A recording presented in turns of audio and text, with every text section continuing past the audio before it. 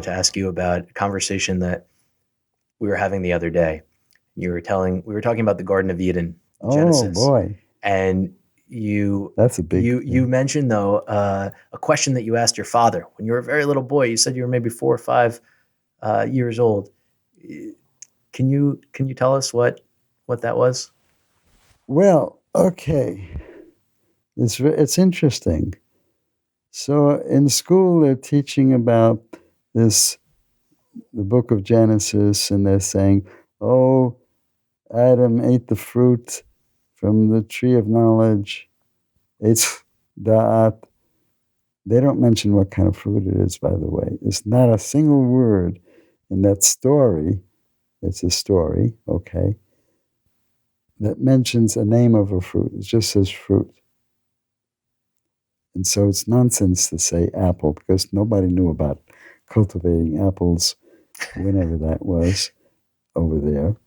So I asked, okay, so he eats this fruit and then they're expelled, kicked out of the gated city, and then they have to fend for themselves and till the soil and all that.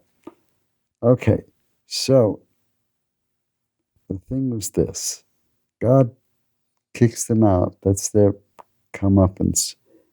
But you say God is omnipotent, omniscient, and all that. So, if that is true, then he knows everything. So it's a he. That's right away tells you something. And if he knows everything, then that thing has to happen. There's no way out. This is what he knows. His knowing is just as good as it happens. It is. And so in that case, neither Adam nor Eve have responsibility for what they do because it had to happen. Therefore, they're not culpable. Therefore, they shouldn't be expelled. And they committed no wrongdoing. How could they do otherwise? They were set up. It was a setup, you know? God says, don't eat this. And they say, okay. And they do. And so it was a setup. And I asked that question. And my father says, well, that's a good question. A lot of people ask that question, which is true. Determinism versus free will. That's the conundrum of philosophy. It's been going on for a long time.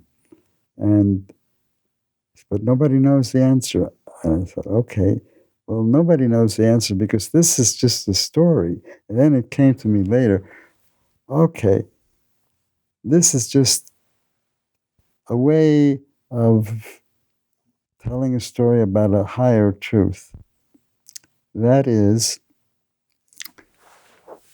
original condition is Garden of Eden is superconscious state. There's no duality. You're just in this superconscious state. Nothing, you don't do anything. You just are. You're just there. Isness, suchness, tathagata, the self beyond the self. Nothing will happen. The world won't go on. If if you take that idea of original man, that means original being. So therefore, this tree of knowledge is knowledge of separation, duality. So this the idea that male, female, and duality. It was necessary in order for this creation to continue on and propagate and so forth. So once you get into the state of consciousness of duality, you're no longer in the oneness state. So automatically you're out of Garden of Eden. It's not a place, it's a state of consciousness, a state of being. And that's switched off. Like the light is switched off and you're in this other place. Bang, you're male, female, You have to start doing things. You have to start propagating. You have to start cultivating